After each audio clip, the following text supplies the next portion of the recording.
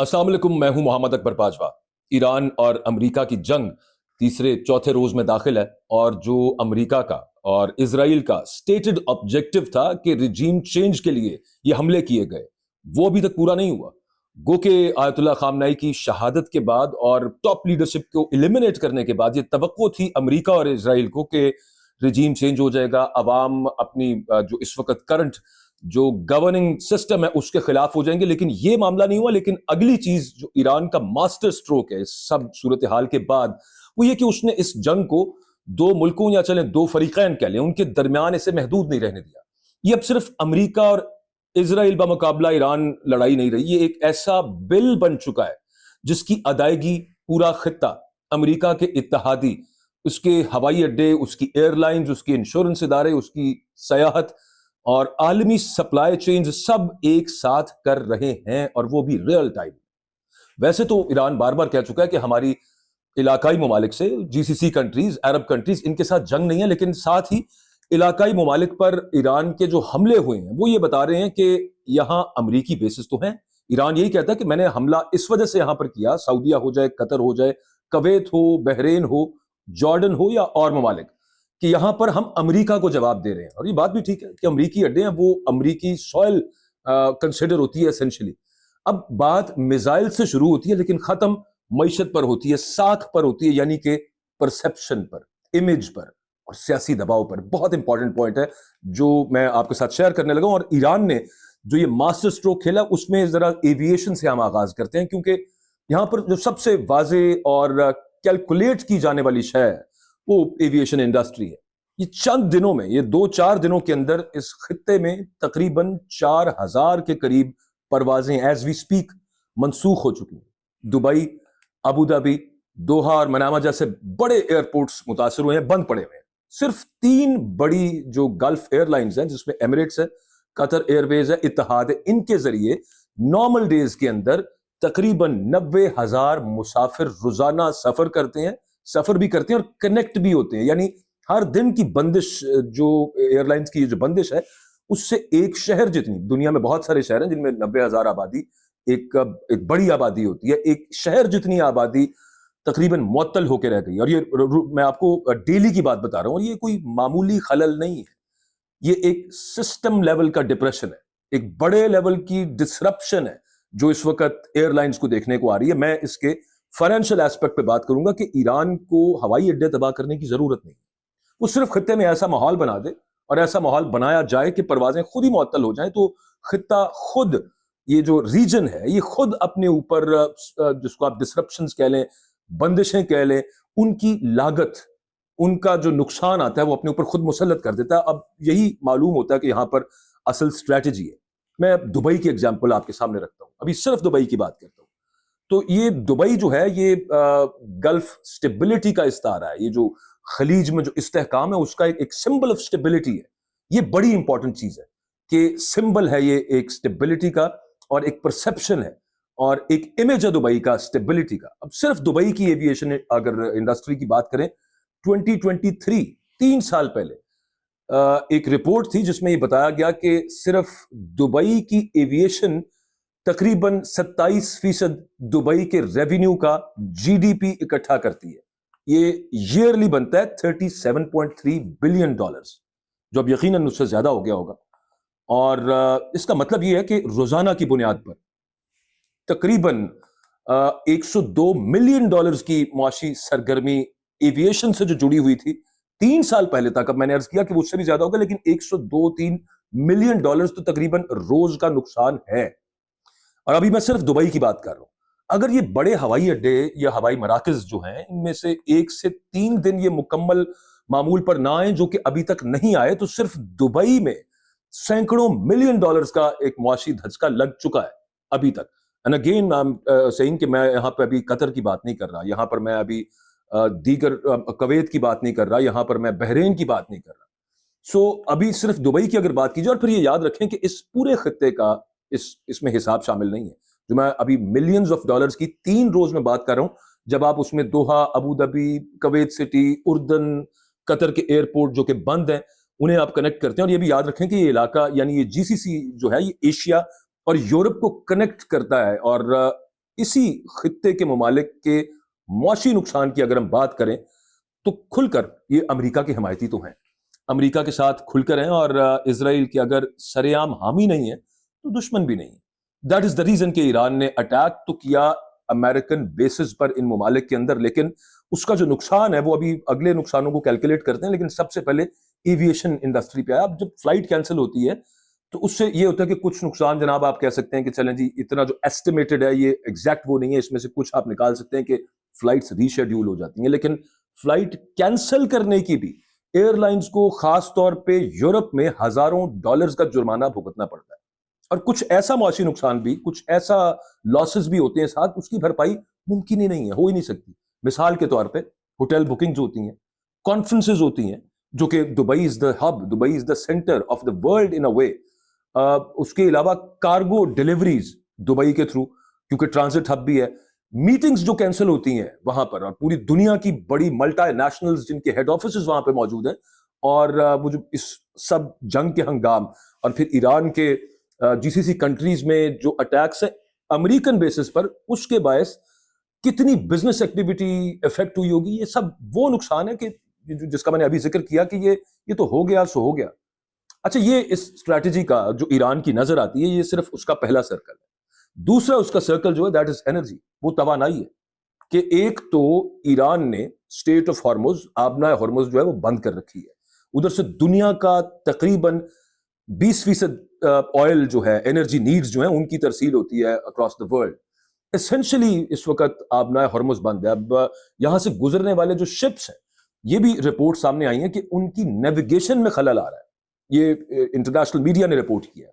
اب یہ tanker traffic وہاں پہ تقریباً it has come to a halt, ختم ہو گئی ہے، لیکن عمومی طور پہ جو ایکسپرٹس ہیں وہ یہ کہہ رہے ہیں کہ یہ ڈیفیکٹو بندش ہے، اس کا نیویگیشن خراب ہونے سے اتنا لینا دینا نہیں ہے، یعنی کہ راستہ کھلا ہوا ہے، خوف کی وجہ سے یہ بند ہے، یا یوں کہہ لیں کہ خوف نے اسے بند کر دیا۔ Iran was clear about it کہ یہاں سے ٹریفک مت گزرے، لیکن آگے بڑھنے سے پہلے ذرا یہ جاننا بھی ضروری ہے کہ جیسے ہی جنگ کا خطرہ بڑھتا ہے کسی بھی ریجن کے اندر، جہاں جہاں بھی جنگیں ہوئی ہیں، جو تیل اور گیس کی جو قیمتیں ہیں نا، ان میں وار پریمیم شامل ہو جاتا ہے، یہ نیچرلی آٹومیٹکلی اس میں شامل ہو جاتا ہے۔ اب برنٹ کروڈ کی ہم بات کریں تو 79 سے $82 فی بیرل کے درمیان، میں کل تک کی بات کر رہا ہوں، قیمت دیکھی گئی ہے۔ آج ابھی مارکیٹس کھلیں گی امریکن اور ڈفرنٹ اسٹاک ایکسچینجز، تو ہمیں پتہ چلے گا کہ آج شیئرز کہاں پہ ڈیل کر رہے ہیں، اور آج خاص طور پہ آئل کی، انرجی کی قیمتیں جو کہ ایک دو دن میں 4-5-6% تک بڑھی ہیں،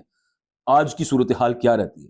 اب صرف اس راستے کے غیر یقینی ہونے سے، یعنی انپریڈکٹیبل ہونے سے، جو عالمی منڈیوں میں بے چینی پھیلتی ہے ہمیشہ، جو کہ ہو چکی ہے آلریڈی۔ اب اگر یہاں سے صرف ہم دیکھتے ہیں کہ اسٹریٹ آف ہارمز سے جو 20% supply of energy needs of the world پوری ہوتی ہے، جس سے پاکستان بھی یہاں پہ امپورٹ کرتا ہے اپنی انرجی ضروریات، انڈیا کرتا ہے، اس کے علاوہ پورا ایشیا ہمارے پاس موجود ہے، ایسٹرن ایشیا سب یہیں سے تقریباً یا 20% اگر کہہ لیں تو بہت بڑا حصہ جو یہاں سے وہاں تک جاتا ہے۔ لیکن یورپ کی بھی اگر ہم بات کریں تو یورپ میں جو گیس کی قیمت ہے اس میں 40% تک اضافے کی اطلاعات آئی ہیں، دیٹ از ہیوج۔ اور قطر جو ہے نا بنیادی طور پہ یہ یورپ کے لیے جو ایل این جی ہے، یہ جو مائع قدرتی گیس ہے، لیکوفائڈ نیچرل گیس ہے، اس کا بڑا سپلائر ہے قطر۔ اس کی وجہ ہے یوکرین جنگ، کیونکہ اس سے پہلے رشیا سے یورپ گیس لیا کرتا تھا، لیکن اب روسی گیس کے متبادل کے طور پر قطر پر پورا انحصار ہے، اور یہ ہمیں پتا ہے کہ قطر ایل این جی پرسوں سے بند ہے، اور یہ بھی آپ جانتے ہیں کہ کیوں بند ہے۔ اور اب اگر خلیج میں ٹریفک متاثر ہو، اس گلف، پرشین گلف کے اندر ٹریفک متاثر ہو، یورپ کو جو انرجی سپلائی ہے وہ بھی اس سے آٹومیٹکلی متاثر ہوتی ہے، اور پھر قیمتیں جو بڑھتی ہیں وہ تو سمپل سا ڈیمانڈ اینڈ سپلائی کا رول ہے۔ اب اس پہ ایک تیسرا عنصر بھی شامل کر لیں، شپنگ اور انشورنس، یہ اپنی جگہ پہ ہے۔ جنگی خطرے کا مطلب یہ ہے کہ انشورنس پریمیم میں بھی اضافہ ہوگا، کیونکہ جتنے شپس موو کرتے ہیں، جتنا کارگو موو کرتا ہے ہر طرح کا، ان کا ایک آٹومیٹکلی ان کی شپنگ انشورنس ہوتی ہے۔ اور جنگی خطرے کا مطلب یہ ہے کہ انشورنس پریمیم میں جو میں اضافے کی بات کروں، یعنی جہازوں کو راستہ بدلنا پڑے گا، لمبا روٹ، یعنی زیادہ فیول لگے گا، زیادہ کاسٹ آئے گی، اور رفتار بھی ظاہر ہے کہ کم ہوگی، اور وہ اپنی طرف میں اپنی نہاد میں ایک نقصان ہے۔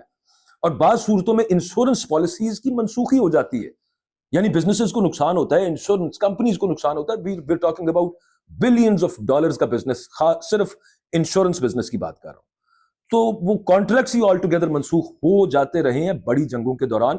ये जंग भी ऐसे महसूस होता है कि इतनी छोटी नहीं है, ये कुछ तूल पकड़ेगी, क्योंकि अभी तक जो ईरान की रेजिस्टेंस है वो हम देख रहे हैं. उस पर एक और सेपरेट टॉपिक है, उस पर मैं एक और वीडियो में बात करूंगा, लेकिन यहां पर अभी मैं सिर्फ मौसी नुकसानात की बात कर रहा हूं और उसके इम्पैक्ट वो क्या आ सकता है. ईरान क्या चाह रहा है, अजायम जो अमेरिका के थे वो नहीं, जो ईरान इस वक्त गोल्स रखे हुए हैं वो पूरे होते ज्यादा नजर आते हैं. शुमार ये कर रहा था कि एक नुकसान और बाज दोस्तों में ये जो इंश्योरेंस पॉलिसीज मनसूख होती हैं, बिजनेसेस को नुकसान, और यहाँ पे बिलियंस ऑफ डॉलर्स के बिजनेसेस की बात कर रहे हैं. और फिर एक और खतरा है, वो इसी स्ट्रेट ऑफ हॉर्मुज में अमेरिका तो ये क्लेम करता है कि जनाब ईरान की नेवी हमने एसेंशियली उड़ा दी है, और जो वॉरशिप्स थे वहां पे या इरानियन नेवल फ्लीट जो है उसको कामयाबी के साथ निशाना बनाया. ये सब कुछ अपनी जगह पे है, लेकिन एक चीज जो कि क्योंकि इतनी सारी खबरें हैं वो उस तरह से रिपोर्ट नहीं होती, फिर ईरान के पास छोटी आबदोजें मौजूद हैं, इन्हें मिडजेट सबमरीन्स कहते हैं. अच्छा, ये इस पर्शियन गल्फ में, ये स्टेट ऑफ हॉर्मुज में, खासतौर पे खलीज में, ये ट्रैफिक को मुतासिर करने की बहरहाल सलाहियत रखती हैं. ये अलग बात है कि ये अपने मिलिट्री गोल्स कितने हासिल करती हैं, लेकिन जो ट्रेड रूट पे जो ट्रैफिक चल रही है जिसको ईरान ने रोका है अभी और अब ऑटोमेटिकली रुकनी थी, ये उसको सलाहियत करने की मुतासिर जरूर रखती है. और सिर्फ इनकी मौजूदगी का इम्कान ही है ना, ये इम्कान ही इंश्योरेंस मार्केट को हिला देने के लिए काफी है. एंड अगेन यहाँ पे जो ऐसे एस्टिमेट्स हैं जो कि बड़ा ही कॉशियसली आप अगर एस्टिमेट करें, अगेन बिलियंस ऑफ डॉलर्स के अंदर इसके नुकसान आते हैं. बिजनेस एक्टिविटी खत्म हुई, फ्लाइट ऑपरेशन खत्म हुआ जो कि मेजर अपना पार्ट पुट करता है जीडीपी में. उसके अलावा इंश्योरेंस कंपनीज वाला मामला हुआ. और फिर यह खबर भी आलमी मीडिया में रिपोर्ट हुई है कि सऊदी अरब ने दमाम के करीब रास तनूरा रिफाइनरी, जो कि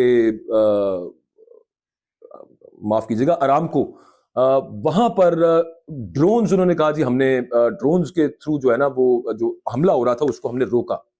अब ईरान इसको नेगेट करता है, ईरान इसको डिनाई कर रहा है कल से, और वो ये कह रहा है कि इजराइल का फॉल्स फ्लैग हो सकता है. लेकिन वो अल्टीमेटली ये है कि मुख्तलिफ रिफाइनरीज, वो हब्स इस रीजन के अंदर जहां से पूरी दुनिया को एनर्जी सप्लाई होती है, वो एक एक करके बंद हो रहे हैं. अब अरब ममालिक का जो ज्यादा इन्हसार है वो बहरी ट्रैफिक पर है, वो सी रूट्स पर है, पाइपलाइंस पर नहीं है. बहुत छोटा सा हिस्सा है जो पाइपलाइंस के थ्रू तरसील होती है एनर्जी की, ऑयल एंड गैस की. लेकिन मेजर जो हिस्सा है जो सऊदीया, Qatar, Kuwait, Bahrain, UAE export करते हैं अपना ऑयल, वो मेजर उसका जो चंक है वो शिप्स के थ्रू है. अब इसके अलावा एपी ने ये रिपोर्ट किया है, एसोसिएटेड प्रेस ने, कि रिफाइनरीज इस वजह से भी बंद की गई हैं कि इंटरसेप्ट जो किए जा रहे हैं मिसाइल्स, यानी ईरान यहां से मिसाइल फायर करता है और उनको नीचे से जैसे कतर में, कवैत में, सऊदीया में अमेरिकन सिस्टम ही लगे हुए हैं, ज्यादातर पेट्रियट मिसाइल सिस्टम्स हैं, वो उनको जब इंटरसेप्ट करते हैं तो हवा में जब मिसाइल फट के वो नीचे ही गिरना है, ज़ाहिर है ग्रेविटी को तो खत्म नहीं ना किया हुआ इस जंग ने. सो उनके जो फ्रेगमेंट्स गिरते हैं वो गिरकर मजीद नुकसान का खतरा है. यानी कि इंफ्रास्ट्रक्चर सिर्फ बराह रास्त हमलों से नहीं, बल्कि मलबे और जो शेल के टुकड़े गिरते हैं उनसे भी मुतासिर हो सकता है. और इसी के पेश नजर बहुत सी रिफाइनरीज बंद की गई हैं. सऊदी ऑयल कंपनी अरामको, जिसकी हम बात कर रहे थे, और ईरानी हमले की उस पर जो बात चली, मैं अब जरा उस पर थोड़ी सी बात करूं, जिसके बारे में ईरान कहता है कि ये इजराइल ने फॉल्स फ्लैग किया. और इसका मतलब ये है कि इजराइल चाहता है कि दो इस्लामी मुल्क, ईरान और सऊदी अरेबिया, ये आपस में इनको लड़ाए.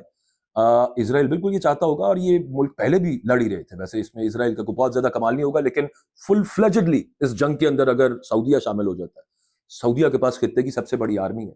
लेकिन अगर सऊदीया ईरान पर वार करता है, उसके अपने मुज़मरात हैं. यानी कि सऊदीया का खुलकर हमला करना ईरान पर, ये तासुर देगा सऊदीया के अंदर, खास तौर पे कि सऊदीया इजराइल का साथी है. और लेकिन ये एक और मौजू है, और ये बड़ा अहम मौजू है. इस पर इंशाल्लाह अगली वीडियो में मैं आपसे तफसील से बात करूंगा. खैर, अब इस सारे मंजरनामे को जरा जोड़ते हैं. अब ये तनाजा सिर्फ अगर एक हफ्ता और जारी रहता है, कुछ रिपोर्ट्स, इरानियन मीडिया ये क्लेम करता है कि हम इसे 50-60 दिन तक लेके जा सकते हैं. अमेरिका बॉम्ब कर रहा है B-1 बॉम्बर्स के थ्रू, जो deep down the earth facilities हैं जहां पे मिसाइल्स का स्टॉक पाइल है. लेकिन अभी तक जिस तरह से ईरान के अटैक्स जारी हैं, मालूम ये होता है कि वो हमले कामयाब नहीं रहे. सो मीनिंग देयर बाय कि ईरान के पास एक बड़ा स्टॉक पाइल मौजूद है, اور وہ پورے ریجن کے اندر اسرائیل میں اور اس کے علاوہ امریکی اتحادیوں پر میزائل حملے جو گزشتہ رات بھی آپ نے دیکھے ہیں وہ جاری رہے ہیں.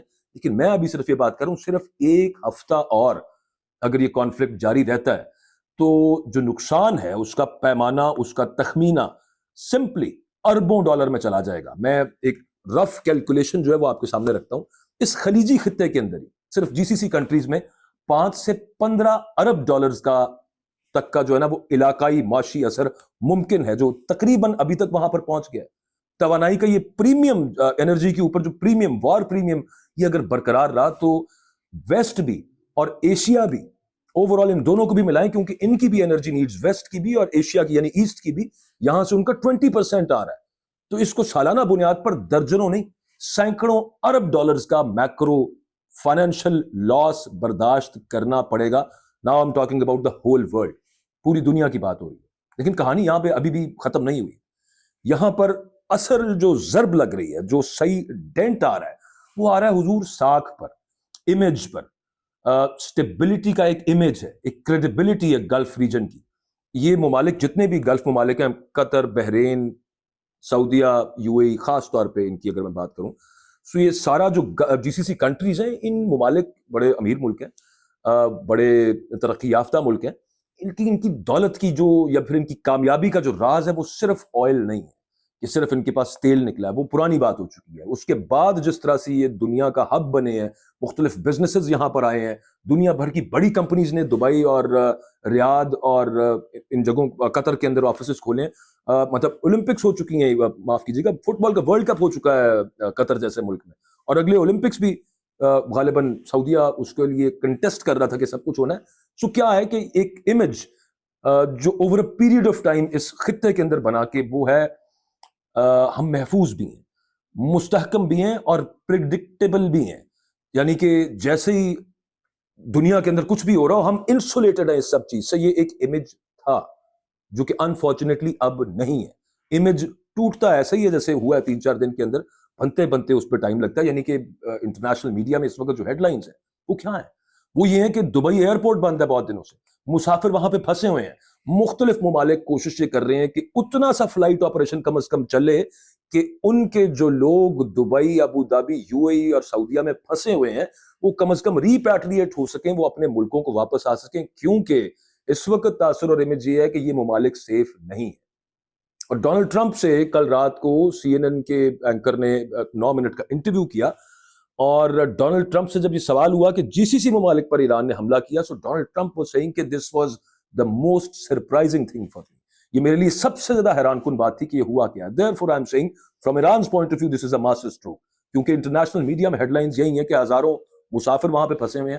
کووڈ کے بعد جناب یہ سب سے بڑا سفری بحران ہے. تو یہ ایک خبر نہیں رہتی، یہ ایک برانڈ شاک بن جاتا ہے، اور وہ بن چکا ہے یہ ایک برانڈ شاک آلریڈی. دیکھیے نا، کاروباری تقریبات جو ہوں گی، بڑی میٹنگز ہونی ہیں، بڑے اور جو اکٹھ ہونے ہیں جو دبئی کے اندر ہوتے تھے، یہ کہاں پہ اب معاملہ کیا ہوگا؟ یہ سنگاپور شفٹ ہوں گے، یہ استنبول منتقل ہو سکتے ہیں، یہ سب معاملہ ہو سکتا ہے. جو لانگ ڈسٹنس پروازیں ہیں جو کہ دبئی سے ہو کے آگے جایا کرتی تھیں، دنیا کا سب سے بڑا ہب تھا، ٹرانزٹ ہب دبئی، وہ اپنا روٹ بدل سکتی ہیں. اور اس وقت تو یقینی پچھلے 4-5 دنوں سے بدلا ہوا ہے. جو ٹورسٹ ہے وہ اس انپریڈکٹیبل ماحول سے بچنے کی کوشش کرے گا، وہ ظاہر ہے وہ کہیں اور چلا جائے گا. ویسے کیا تھا کہ پوری دنیا وڈ فلانگ ٹو دبئی، کہ جناب چلو جی فلاک ٹو دبئی، کہ جناب لیٹس گو دیئر، ہم نے فلاں جگہ جانا ہے تو یہاں بھی چلے جاتے ہیں. بہت سارے دوست ہیں مثال کے طور پہ جو امریکہ یا یورپ سے پاکستان آتے ہیں تو راستے میں دبئی ویسے ہی رک جاتے ہیں. ایک تو کنیکٹنگ فلائٹس ہوتی ہیں کئی دفعہ، لیکن ویسے ہی 3-4 دن چلیں جی دبئی بھی دیکھ لیتے ہیں. یہ ایک عام معاملہ ہے. اور پوری دنیا پھر ایک بہت ڈیولپڈ جگہ ہے، ایک بڑی صاف ستھری جگہ ہے اور بڑی سیف جگہ ہے، اور وہاں پر ہر طرح کی فیسلٹی موجود ہے. تو ٹورسٹ وہاں پر جو جاتے تھے، ٹورزم کا ایک اور بہت بڑا چنک ہے یو اے ای کا اور خاص طور پر دبئی کا، جو ٹورزم سے اپنا جی ڈی پی میں ایڈ کرتے تھے. لیکن اس وقت وہ سب معاملہ رکا ہوا ہے. ملٹی نیشنل کمپنیز ہیں، وہ آپریشنل ریزیلینس، یہ ٹرم میں یوز کر رہا ہوں کہ آپریشنل ریزیلینس کے ان کے اخراجات جنگیں جو ہیں وہ بڑھا دیتی ہیں، اور وہ بڑھ گئے ہوں گے آلریڈی. کہ آپریشنل رکھنا ہے اس کے لیے ایک کاسٹ پے کرنی پڑتی ہے.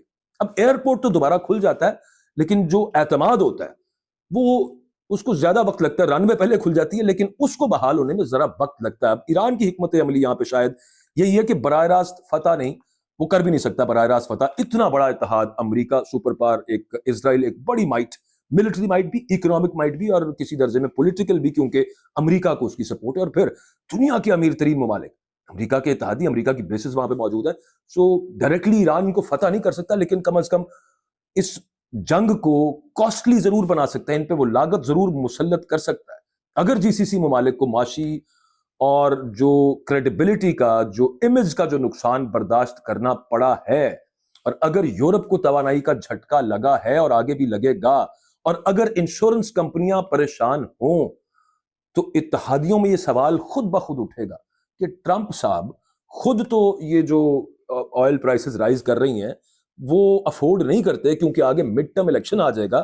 $100 فی بیرل تک قیمت گئی. تو اس وقت امریکہ میں جو جنگ کے اگلے روز جو سروے ہوا ہے, اپسوس نے جو سروے کرایا, اس پر میں ڈیٹیل میں الگ بات کروں گا, وہاں پر ٹرمپ کی approval rating is crashing down, nose dive کی ہے اس نے, اور بالکل نیچے. اور مہنگائی بہت بڑا مسئلہ ہے جس پہ وہ اکثر وہ گروشریز کرتا رہتا ہے ٹرمپ.